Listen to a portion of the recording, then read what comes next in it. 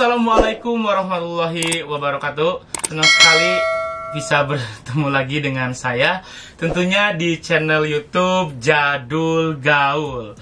Nah, jadi untuk kedepannya saya ini berencana untuk ingin rajin mengupload tentang video dunia pemagangan ke Jepang. Jadi kebetulan di video kali ini saya ingin mengasih tips atau ingin sharing kepada kalian tentang kesalahan-kesalahan calon pemagang sebelum melakukan pemagangan ke Jepang. Jadi mudah-mudahan dalam video kali ini bisa membantu kalian yang ingin supaya kalian mengetahui gimana sih istilahnya untuk cara-cara pemagangan ke Jepang itu bagaimana, dan jangan sampai salah kaprah dalam memilih berbagai aspek yang meliputi tentang dunia pemagangan. Oke, ikuti terus video saya hanya di channel YouTube Jadul Gaul.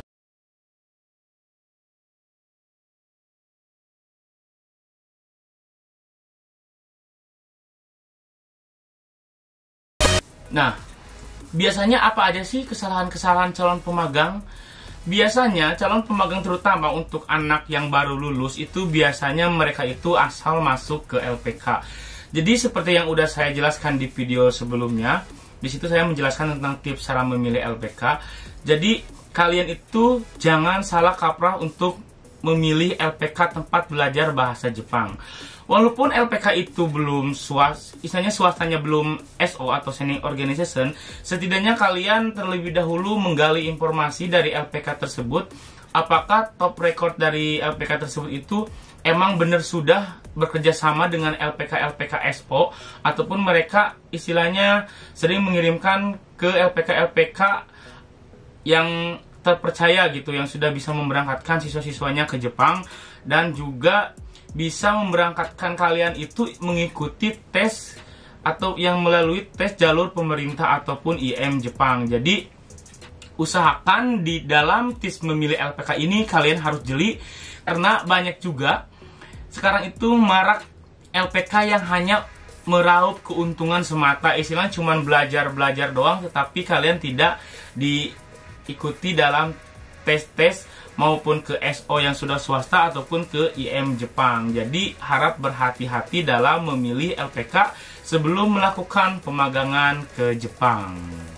Untuk kesalahan yang kedua yang menurut saya itu kesalahan dari calon pemagang itu, biasanya tidak sedikit mereka itu tergiur sama istilahnya kayak iklan dari LPK tersebut dengan omongan janji-janji manis dengan gaji misalkan segini, gaji dengan sebulan gaji 20 juta ataupun 25 juta. Ingat ya, kita dapat uang segitu, tapi ingat itu belum gaji bersih dari seorang pemagang di Jepang. Jadi ingat ya, jangan tergiur dengan omongan LPK yang menawarkan gaji tinggi. Kalau bisa saya sarankan, kalian silahkan tanya ke teman, misalkan kalian pasti punya teman ataupun kerabat ataupun tetangga yang udah ke Jepang, ataupun banyak juga yang kayak di channel YouTube. Kayak di channel YouTube saya juga udah pernah membahas tentang kisaran berapa sih gaji pemagang di Jepang gitu. Jangan sampai tergiur. Takutnya nantinya kalian berangan-angan di Indonesia menginginkan gaji yang setelah dijanjikan sama pihak LPK, tetapi kenyataannya di Jepang itu tidak sesuai. Dan yang harus kalian ingat bahwa gaji di Jepang ataupun di luar negeri manapun itu tidak bisa dijadikan patokan, karena itu mengikuti nilai kurs atau nilai tukar uang negara yang kita kerja ke negara Indonesia. Misalkan sekarang ini emang kurs yen emang lagi anjlok-anjloknya, jadi ya mau gak mau jadi istilahnya hitungannya lebih sedikit daripada waktu saya tahun pertama dan tahun kedua. Jadi tips yang berikutnya itu jangan tapi jangan tergiur dengan omongan manis dari pihak LPK mengenai tentang gaji. Ingat. Selanjutnya apa sih biasanya yang kesalahan-kesalahan dari calon pemagang sesudah tiba di Jepang, mereka baru curhat, yaitu mereka tidak punya niatan sendiri ingin melakukan pemagangan ke Jepang, tetapi ada juga yang karena paksaan, ataupun yang paling sering saya dengar itu adalah ajakan dari teman atau melihat teman-temannya di Jepang itu seperti saya misalkan yang sering berfoto-foto jalan-jalan.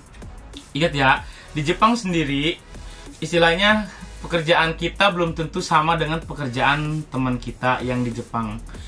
Kita bisa juga mendapatkan pekerjaan yang lebih layak ataupun yang bisa dibilangnya lebih parah dari pekerjaan yang sebelumnya gitu. Jadi jangan sampai melihat teman, karena teman melihat teman di Jepang kayak asik jalan-jalan gitu, kayak kemana tiap minggu kemana, itu tidak.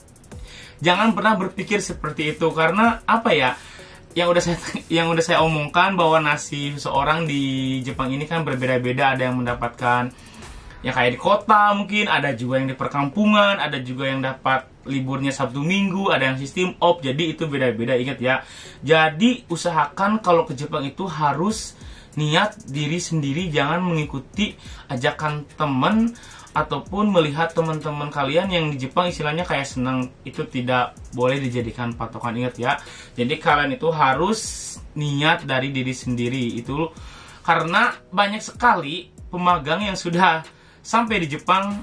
Ada juga beberapa teman saya yang bercerita, kok saya tidak seperti dia, kok saya tidak seperti ini nih. Ya itulah kesalahan waktu di Indonesia. Kenapa kalian hanya melihat sisi dari kesenangannya itu, dari sisi positifnya, tidak pernah memikirkan dari sisi negatifnya. Oke, lanjut. Ini menurut saya adalah salah satu hal yang harus kalian hindari. Jangan pernah berbohong tentang penyakit waktu kalian mendaftar ke LPK. Kenapa saya bilang seperti ini? Ini kejadian ada di beberapa LPK ataupun di teman saya. Dia itu pas daftar tidak menyebutkan kalau dia itu punya penyakit asma misalkan ya. Emang bener ya itu. Dia berbohong karena dia ingin berangkat ke Jepang. Akhirnya dia nekat. Dan apa yang terjadi setelah di Jepang, ternyata dia tidak lama, akhirnya dia dibalikin. Karena menurut saya, apa ya, kayak penyakit asma, kayak ayan itu kan emang susah disembuhin ya. Walaupun ada yang kata alat buat menghirup udara itu kan itu mahal mana. Tapi kan tidak mungkin juga kita setiap kerja harus pakai itu. Sedangkan kerja di Jepang kan dituntut ya sama kerja, enggak dibeda-bedain. Jangan pernah berpikir di Jepang pekerjaan pakai robot, semuanya canggih. Tidak seperti itu. Terus fungsi kita apa untuk datang ke Jepang kalau semua pakai robot? Ya, fungsi kita sebagai operatornya. Ingat ya, itu yang pertama, penyakit kayak semacam kayak asma. Terus kayak misalkan kalian patah tulang, emang kan gak boleh ada yang patah tulang. Itu pas musim dingin, kata teman saya itu bener-bener, katanya apa ya, bener-bener dingin gitu masuk ke dalam tulang-tulangnya itu. Ya kalau saya kan ya emang alhamdulillah normal, tapi ya emang bener-bener dingin. Jadi menurut saya kalau kalian punya penyakit yang kronis atau misalkan penyakit yang bisa membahayakan diri sendiri, kalian harus bilang ke pihak LPK. Ya siapa tahu kan dari LPK di Indonesia itu bisa disembuhin dulu sebelum berangkat ke Jepang. Daripada kalian berbohong, akhirnya kalian juga yang rugi sendiri. Dan terpaksa kalian juga ada beberapa kasus yang istilahnya belum juga setahun tapi udah dipulangkan. Sayang sekali, itu udah menyita waktu kalian dari mulai belajar, duit, tentunya juga istilahnya banyak waktu yang terbuang sia-sia hanya karena kebohongan itu sendiri. Jadi stop melakukan pembohongan sebelum mendaftar ke LPK. Jadi kalian harus jujur. Ketika ditanya penyakit apa aja yang pernah kalian alami dan kronisnya kayak apa, kalian jelasin aja, jangan pernah berbohong. Berikutnya apa sih? Kalau menurut saya ini faktor yang paling banyak kesalahan calon pemagang. Apa? Kalian bisa nebak pasti ya, istilahnya yang penting ada istilah gini. Yang penting berangkat ke Jepang dulu lah, kerjaan gimana nanti. Jangan. Kalau menurut saya itu adalah kesalahan yang sangat-sangat fatal. Kenapa saya bisa bilang seperti ini? Karena pada aktualnya di Jepang itu kan ada beberapa musim. Ada misalkan panas, ya dingin, ya musim gugur, dan musim semi. Jadi jangan pernah berpikir di Jepang itu kerja kayaknya enak gitu, kayaknya pakai robot. Enggak seperti itu. Jangan pernah berpikir yang penting kerjaan seperti nanti, ya gimana nanti, yang penting saya berangkat ke Jepang dulu. Jangan, itu adalah kesalahan yang menurut saya kesalahan besar bagi kalian yang kalau memutuskan ke Jepang gimana nanti. Kalau menurut saya, pilihlah job ataupun pekerjaan yang sesuai dengan diri kalian. Misalkan saya dulu ditawarin di lapangan, ya berhubung saya ingin di pabrik, akhirnya saya nunggu. Saya lebih baik menunggu daripada saya harus tergesa-gesa, ujungnya tidak benar.